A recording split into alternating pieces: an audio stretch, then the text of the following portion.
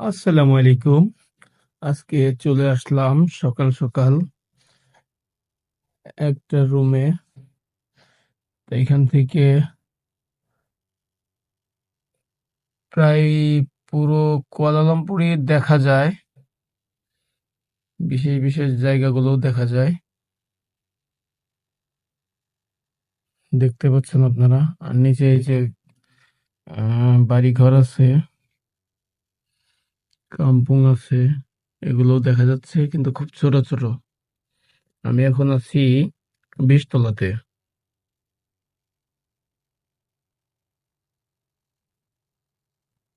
দেখেন কত সুন্দর। মালয়েশিয়াতে আসলে এই সৌন্দর্য উপভোগ করতে পারবেন।